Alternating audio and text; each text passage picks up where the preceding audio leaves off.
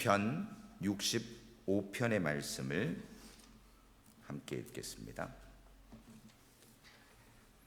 시편 65편 1절에서 마지막 13절까지의 말씀, 우리 성경과 파워포인트 보시면서 함께 하나님의 말씀 읽습니다.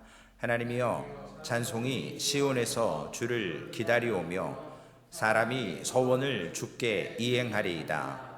기도를 들으시는 주여, 모든 육체가 주께 나아오리이다. 죄악이 나를 이겨싸우니 우리의 허물을 주께서 사하시리이다. 주께서 택하시고 가까이 오게 하사 주의 뜰에 살게 하신 사람은 복이 있나이다. 우리가 주의 집 곧 주의 성전의 아름다움으로 만족하리이다. 우리의 구원의 하나님이시여, 땅의 모든 끝과 먼 바다에 있는 자가 의지할 주께서 의를 따라 어미하신 일로 우리에게 응답하시리이다. 주는 주의 힘으로 산을 세우시며 권능으로 띠를 띠시며 바다의 설렘과 물결의 흔들림과 만민의 소요까지 진정하시나이다. 땅끝에 사는 자가 주의 징조를 두려워하나이다. 주께서는 아침 되는 것과 저녁 되는 것을 즐거워하게 하시며 땅을 돌보사 물을 대어 심히 윤택하게 하시며 하나님의 강에 물이 가득하게 하시고 이같이 땅을 예비하신 후에 그들에게 곡식을 주시나이다. 주께서 밭고랑에 물을 넉넉히 대사 그 이랑을 평평하게 하시며 또 단비로 부드럽게 하시고 그 싹에 복을 주시나이다. 주의 은택으로 하늘을 관씌우시니 주의 길에는 기름방울이 떨어지며 들의 초장에도 떨어지니 작은 산들이 기쁨으로 띠를 띠었나이다. 초장은 양떼로 옷 입었고 골짜기는 곡식으로 덮였음에 그들이 다 즐거이 외치고 또 노래하나이다. 아멘. 마지막 절에서 제목을 따왔습니다. 다 즐거이 외치고 또 노래하라. 우리가 이 땅에 살면서 원칙이나 법이 없으면, 이런 것들이 한순간에 싹 사라지면 아마 지금 있는 자리에서 우리가 어디 밖을 못 나갈 거예요. 왜냐하면 교통법규가 없어지고 사람이 아무나 죽여도 아무거나 뺏어도 아무거나 해도 법 자체가 없어지면, 접촉되지 않으면 인간의 본성으로 자기 하고 싶은 대로 살 겁니다.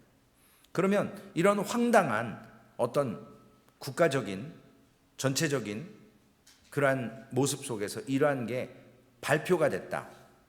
어디를 함부로 나갈 수 있겠으며 집에 있는다고 안전하겠습니까? 법이 없는데, 기준이 없는데, 자기의 소견에 옳은 대로 하는 것을 방치해 둔다면 우리가 언제 어디서 어떻게 치욕을 당할지 죽을지 알 수 없습니다. 불법이 판치는 곳에서는 우리가 보호받을 수가 없습니다. 오늘 하나님께서 일반적인 은총에 대해서 얘기하고 특별한 은총에 대해서 말씀하십니다.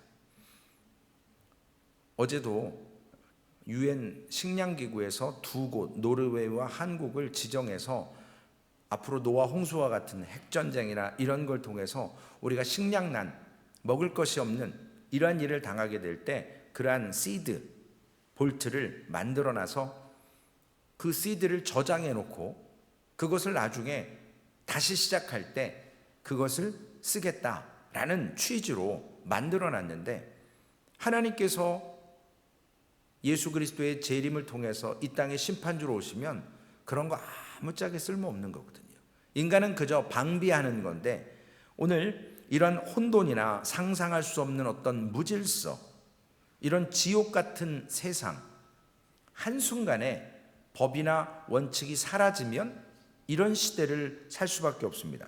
그러나 하나님께서는 일반적인 은총으로 우리에게 햇빛도 주시고 비도 주시고 우리에게 공기와 우리가 살 수 있는 이러한 은혜를 주셨습니다. 이건 믿는 사람이나 믿지 않는 사람이나 이 땅에 생명을 가지고 사는 모든 사람에게 동일하게 주신 겁니다. 그런데 이러한 일반적인 은총조차도 안 믿는 사람들은 깨닫지 못하지만 하나님의 주권 가운데, 하나님의 통치 가운데 있다라는 것을 오늘 시편 기자는 말하고 있습니다. 제가 날씨를 안 보다가 오늘 아침에 잠깐 일어나서 다음 주에 스케줄이 좀 몇 가지 있어서 날씨를 한번 딱 봤더니 뭐 101도 뭐 드디어 여름이 온 것 같아요. 이러한 해가 뜨는 것, 바람이 부는 것, 비가 내려서 대지를 적시는 것, 기본적인 일반적인 하나님의 은총입니다. 너무나 당연하기 때문에 오늘 좀 이따가 해 이렇게 올라올 거 아니에요. 얼마나 또 덥겠어요. 근데 이게 너무나 당연해서 이게 은혜인지를 모르고 살 때가 있거든요. 정말 갈증이 나서 물의 소중함을 느끼고, 정말 몇 날 며칠 비가 내려서 해가 보이지 않고 그러면 사람들이 우울해지고 햇빛을 봤을 때 그제서야 그 따가운 햇빛의 소중함을 우리가 알 수 있습니다. 우리가 영적으로 얘기하자면 하나님의 전에 나와도 당연하기 때문에 여지껏 신앙생활 했기 때문에 뭐 기도하는 게 뭐 대단하다고, 뭐 예배 드리는 게 뭐 그렇게, 지난주에도 드렸는데 뭐 어제 새벽 예배도 드렸는데 오늘도 드리고, 이게 뭐라고 그냥 숨 쉬고 심장 뛰는 것처럼 당연하다고 생각할 때가 있습니다. 우리 그리스도인들에게 가장 위험한 것이 하나님의 은혜가 당연하다고 받아들이지면 우리는 이 마음과 삶 속에 경각심을 가져야 될 때가 온 거라는 거죠. 하나님께서 관대하심으로 주신 이러한 선물들을 우리가 인지하지 못하고 뭐 그냥 당연한 건데, 아니죠. 오늘 1절과 4절의 말씀에 보면 어제도 나왔던 시온이 또 나옵니다. 하나님께서 왜 시온을 이야기하게 하고 믿음의 사람들에게, 시편 기자에게, 이사야 선지자에게 시온을 이야기하는가? 거기에서 하나님의 말씀이 있고 거기에서부터 영적인 하나님의 임재와 하나님의 놀라우신 은혜가 흘러 넘치기 때문에 그렇습니다. 하나님의 임재가 있는 곳, 하나님의 성소에서 말씀이, 은혜가 흘러 나온다라는 겁니다. 그래서 1절에 찬송이 시온에서 주를 기다리오며, 찬송이 지금 시온에서 주를 기다리면서 찬양하려고 지금 대기하고 있는 거예요. 4절 말씀에 보면 주의 성전의 아름다움으로 만족하겠습니다 라고 이야기합니다. 여기서 말하는 성전은 예수님께서 3일 만에 무너뜨렸다가 짓겠다고 하는 눈에 보이는 그 60몇 년간 지었던 예루살렘 성전을 얘기하는 게 아니고 예수 그리스도의 몸 되심, 우리가 지금 성전으로서 예수 그리스도를 영접하고 성령이 내 안에 있는 이 성전, 물론 시편 기자는 그 성전이 꿈꾸며 하나님의 법궤를 바라보며 찬송하고 노래했을 수도 있습니다. 진정한 주의 성전을 통해서 아름다움을 느낀다라는 것, 당연한 듯 보였던 것이 당연하지 않다라는 겁니다. 찬송이 지금 침묵하고 있어요. 하나님을 찬양하기 위해서. 근데 아직 찬양하지 않습니다. 시편 62편 1절에 보면 우리가 너무나도 잘 아는 말씀, 나의 영혼이 잠잠히 하나님만 바랍니다. 지금 하나님을 노래하기 위해서, 찬양하기 위해서 대기하고 있는 거거든요. 그런데 하나님을 향해서 이 찬양이 침묵 가운데서 터질 때가 있습니다. 오늘 1절에서 4절에 보시면 예배에 대한, 우리 성정 중심에 대한 몇 가지의 단어들이 나옵니다. 찬송, 서원, 기도, 사하심, 택하심, 가까이 오게 하심, 뜰에 살게 하심, 성정과 다 연관되어 있는 거예요. 즉 예수 그리스도와 연관되어 있는 겁니다. 그래서 결국 2절에 기도를 들으시는 주여 모든 육체가 주께 나오리다. 모든 육체, 우리 모든 사람을 얘기하는 거죠. 이것은 특별 은총을 얘기하는 거예요. 구원받고 예수 그리스도를 영접한 자들이 하나님 앞에 나오게 되는 모습들. 그러니까 하나님은 모든 사람에게 구원의 문을 열어주셨습니다. 문제는 우리의 자유의지와 성령 하나님의 역사로 믿느냐 마느냐. 이걸 미가서 4장 1절과 2절에 모든 사람에게 구원이 제공되고 열려있다. 끝날에 이르러는 여호와의 전에 산이 산들의 꼭대기에 굳게 서며 작은 산들 위에 뛰어나고 민족들이 그리로 몰려갈 것이라. 곧 많은 이방 사람들이 가며 이르기를 오라 우리가 여호와의 산에 올라가서 야곱의 하나님의 전에 이르자. 그가 그의 도를 가지고 우리에게 가르치실 것이니라. 우리가 그의 길로 행하리라 하리니 이는 율법이 시온에서부터 나올 것이요 여호와의 말씀이 예루살렘에서부터 나올 것임이라. 시온과 예루살렘 같은 곳이에요. 같은 장소입니다. 많은 사람들이 예수 그리스도의 특별 은총으로 구원의 감격을 가지고 여호와의 산에 올라가서 여호와를 만나고 여호와와 함께 기뻐하고 이사야 4장 2절, 이사야 2장 2절과 3절에도 동일한 말씀이 있습니다. 함께 읽어보실까요? 말이래 여호와의 전에 산이 모든 산 꼭대기에 굳게 설 것이요 모든 작은 산 위에 뛰어나리니 만방이 그리로 모여들 것이라. 많은 백성이 가며 이르기를 오라 우리가 여호와의 산에 오르며 야곱의 하나님의 전에 이르자. 그가 그 얘기를 우리에게 가르치실 것이라. 우리가 그 길로 행하리라 하리니 이는 율법이 시온에서부터 나올 것이요 여호와의 말씀이 예루살렘에서부터 나올 것임이니라. 미가 선지자, 이사야 선지자, 하나님의 말씀을 받은 선지자, 하나님께서 하신 말씀이기 때문에 동일합니다.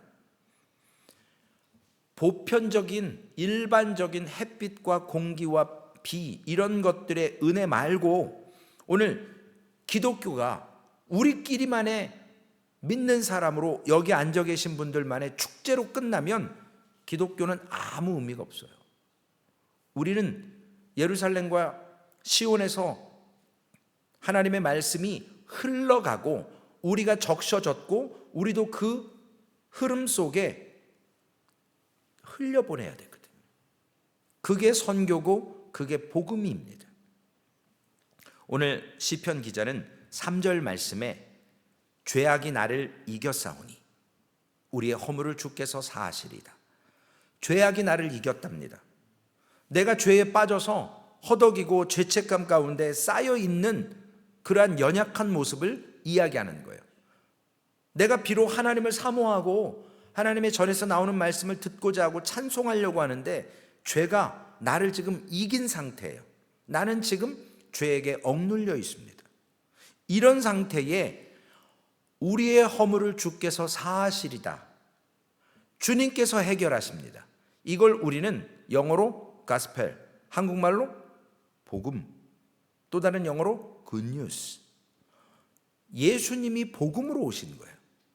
우리가 죄에게 지배받고 있을 때, 죄가 나를 이기고 있을 때 예수께서 오셔서 그 죄를 벗겨주시고 우리를 이기게 하십니다. 복음은요, 우리가 죄와 싸워 이겨서 주님이 우리를 찾아오신 게 아니에요.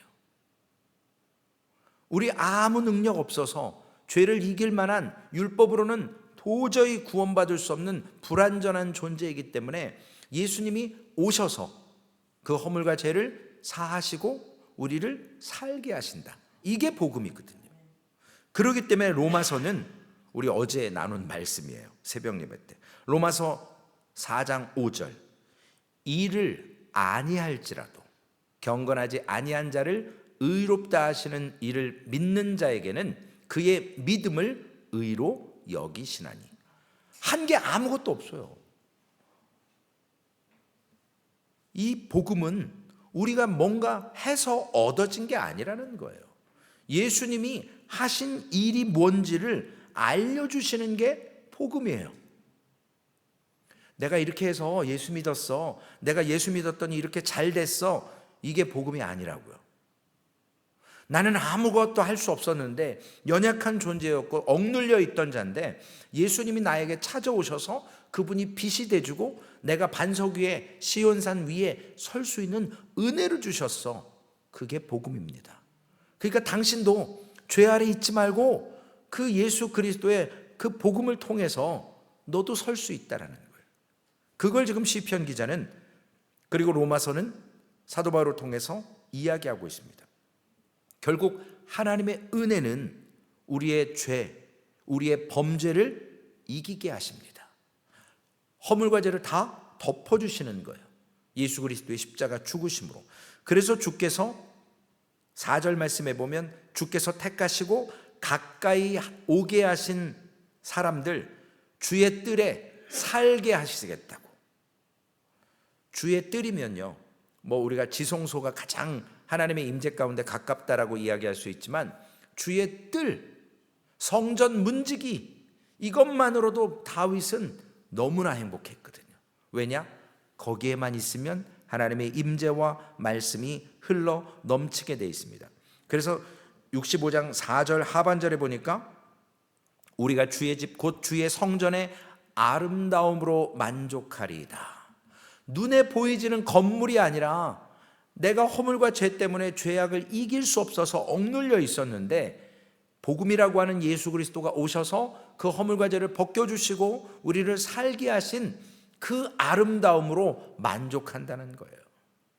눈에 보이는 것으로 만족하는 게 아니고, 이제는 이 복음이라는 것은요, 하나님께 우리가 받아들여지고 하나님의 집에 영원히 거하기 위해서 앞으로 내가 뭘 해야지, 이게 복음이 아니라고요. 좀 전에 말씀드린 것처럼 하나님이 우리를 선택하시고 구원받기 합당한 존재가 되기 위해서 하나님께서 나를 위해서 예수님이 무엇 하셨느냐라고 말할 수 있는 게 복음이라는 거예요.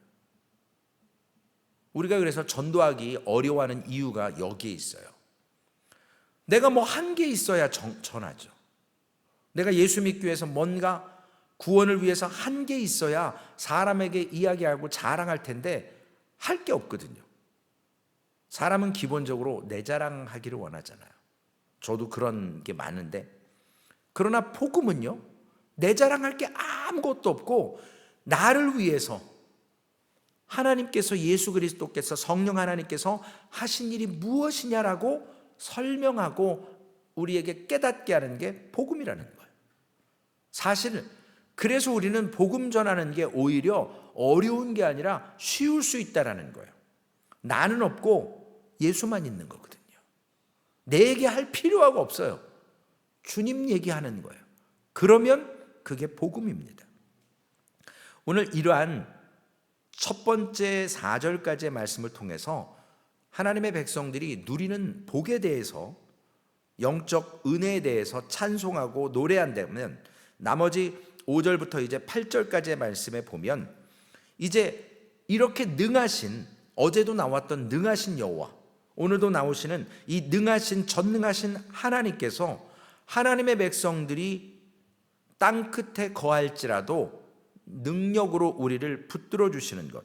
5절 말씀에 보면 땅의 모든 끝과 먼 바다에 있는 자가 의지할 주께서, 땅 끝에 있어도요, 바다 끝에 있어도 이 사람들의 참된 소망이 바로 오직 하나님께, 주님께만 있다는 거예요. 왜 그러냐면 5절, 6절과 우리 7절 말씀을 보시면 주는 주의 힘으로 산을 세우시며 권능으로 띠를 띠시며 바다의 설렘과 물결의 흔들림과 만민의 소요까지 진정하시나이다. 산이나 바다, 자연이 다 하나님의 손 안에 있다는 거죠. 이걸 우리가 어떻게 할 수 있어요? 어제도 잠시 나눴지만 이스라엘 백성들이 출애굽할 때 하나님께서 자기 백성을 구원하시겠다라고 하나님께서 행하신 10가지 재앙을 통해서 우리가 하나님이 자연을 컨트롤하시는 것을 알 수 있습니다. 또 예수 그리스도께서 풍랑이 있는 갈릴리 바다를 제자들이 두렵고 죽으려고 해서 예수님을 깨웠는데 바다야 바람아 잠잠하라. 컨트롤 하시는 거예요. 왜냐? 그분이 Son of the God, 하나님이시기 때문에 그렇습니다. 하나님의 아들로 오셨기 때문에 그렇습니다. 이 땅에 어느 누구 인생이 바람을 멈추게 할 수 있고 비를 그치게 할 수 있고 비를 더 내리게 할 수 있는 인생이 어디 있겠습니까? 심지어는 하나님은요, 뭐까지 하시냐면 소요까지도, 만민의 소요까지도 진정시킨다 그랬어요. 이 말씀이 어제의 말씀이에요. 이사야 10장에 아수르가 북이스라엘까지만 치라고 허락했는데 남유다까지 쳐들어오잖아요. 예루살렘을 랍사게가 이 방언을 할 줄 알아가지고 막 와서 저주하고 비아냥거리고 이스라엘 백성들 막 힘들게 합니다. 히스기야 왕을 힘들게 해요. 그런데 하나님께서 그들을 18만 5천 명을 돌아가게 만들고 죽게 만들고, 성경에 나오지 않지만 많은 사람들이 전염병이다, 뭐 패스트다, 그 사람들이 죽은 이유를 그렇게 설명을 하고 있습니다. 아수르의 그러한 교만함도 하나님이 제어하셨거든요. 그러니까 악이 스탑할 줄은 몰라요. 적당할 줄은 몰라요. 이 악한 세력이 자신의 힘만 믿고 또 침범하고 하는 일들을 통해서 하나님께서 그 폭동을 잠재우십니다. 8절 말씀에 보면요, 땅끝에 사는 자가 주의 징조를 두려워하나이다. 주께서 아침 되는 것과 저녁 되는 것을 즐거워하게 하시며. 너무나 당연한 거잖아요. 아침 되고 눈 떠보면 아침 돼 있고 눈 감고 보면 밤이고. 그런데 이게 당연하지 않다라는 거예요. 땅끝에 사는 자도 주의 징조를 두려워한다. 여호수아 2장 9절과 10절에 명확하게 나와 있습니다. 뭐라고요? 말하되 여호와께서 이 땅을 너희에게 주신 줄을 내가 아노라. 우리가 너희를 심히 두려워하고 이 땅 주민들이 다 너희 앞에서 간담이 녹나니 이는 너희가 애굽에서 나올 때에 여호와께서 너희 앞에서 홍해물을 마르게 하신 일과 너희가 요단 저쪽에 있는 아모리 사람의 두 왕 시온과 옥에게 행한 일, 곧 그들을 전멸시킨 일을 우리가 들었음이니이다. 이거 지금 누가 말하는 거죠? 이거 누가 말하는 거예요? 어떤 여인이 있잖아요. 안 들려요, 집사님? 네? 라합이 얘기하는 거예요. 지금 이스라엘 사람이 고백하는 게 아니고요, 하나님을 믿었던 사람이 고백하는 게 아니고, 지금 이스라엘이 지금 쳐들어오는데 이미 기생 라합이 정탐꾼들을 통해서 우리가 하나님이라는 그 위대하신 분, 자연을 컨트롤하는 그분, 그 주의 징조를 우리가 이미 들었다는 거예요. 그래서 우리가 지금 전쟁을 앞두고 이미 간담이 녹아서 주눅 들었고, 내가 그러니까 내가 너희들을 정탐꾼을 살려줄 테니까 나도 좀 살려줘라. 나도 그런 하나님의 은혜 안에 들어가고 싶다. 땅끝에 사는 자가 주의 징조를 두려워한다고 했습니다.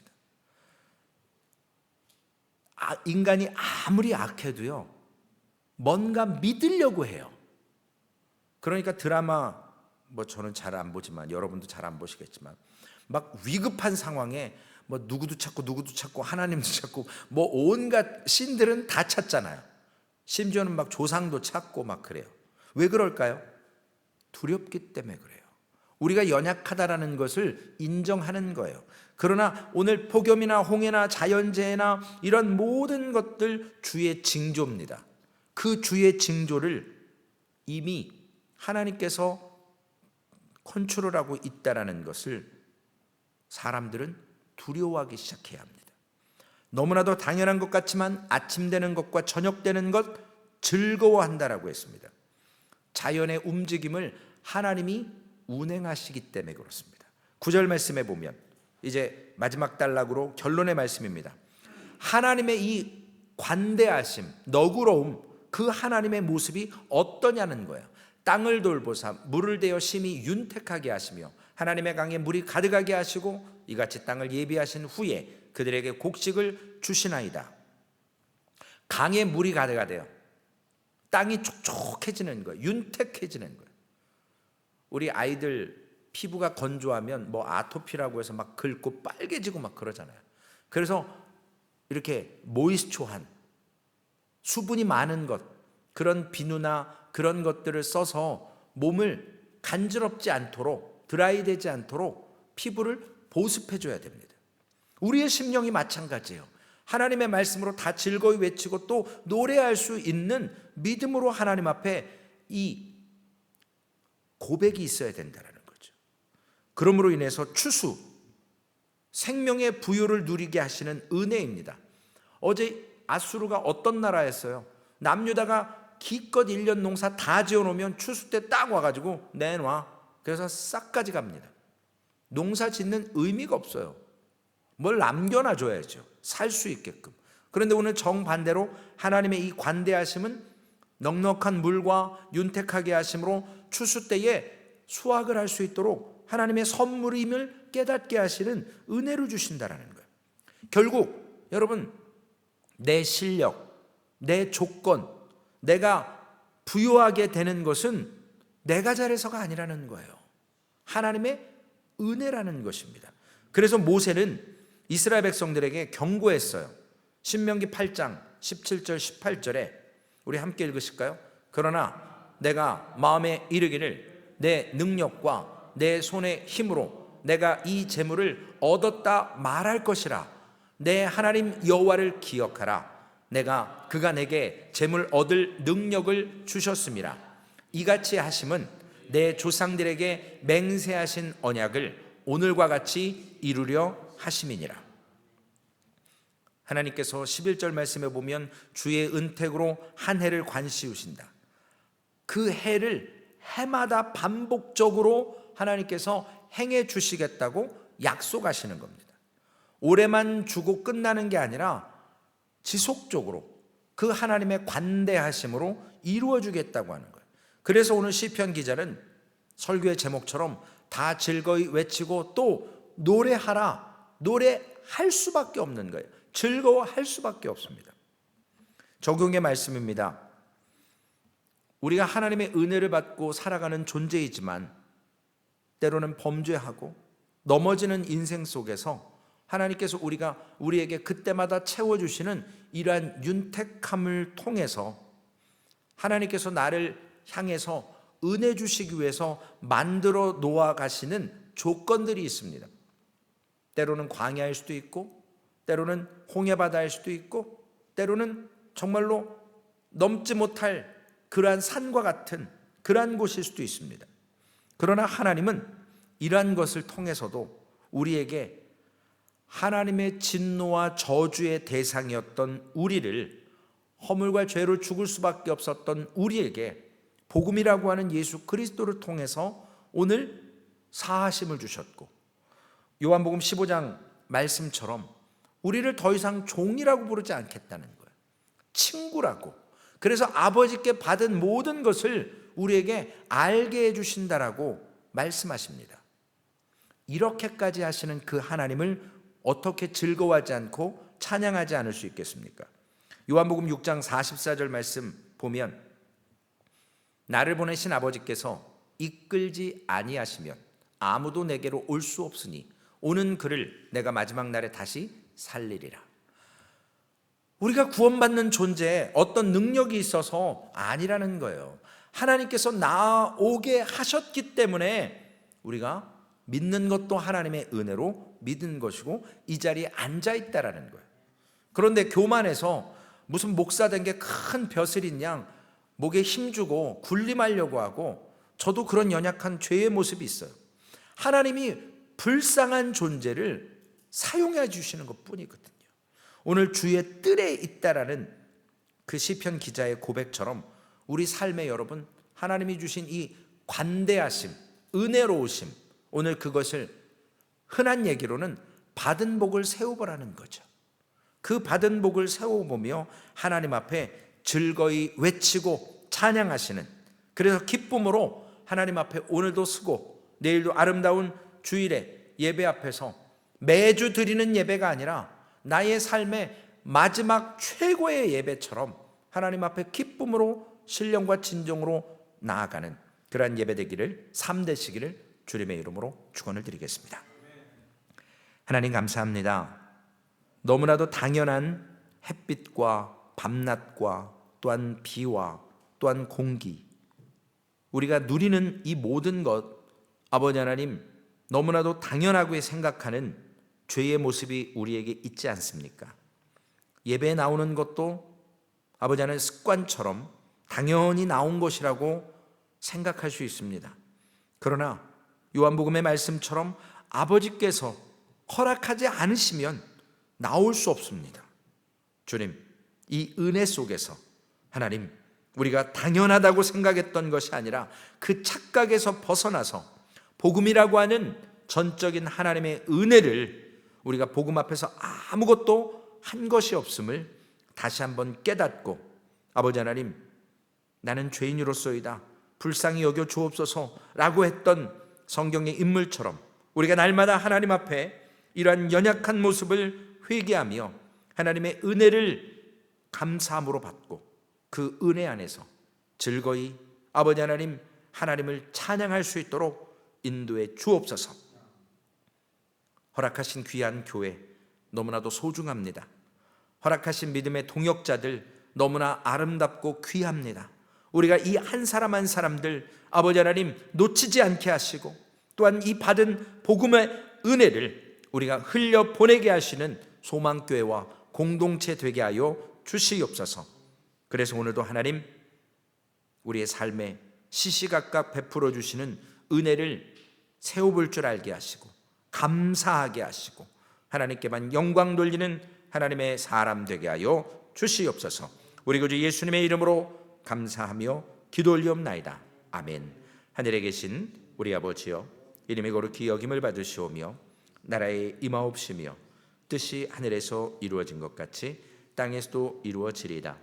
오늘날 우리에게 일용할 양식을 주옵시고 우리가 우리에게 죄 지은 자를 사하여 준 것 같이 우리의 죄를 사하여 주옵시고 우리를 시험에 들게 하지 마옵시며 다만 악에서 구하옵소서. 대개 나라와 권세와 영광이 아버지께 영원히 있사옵나이다. 아멘.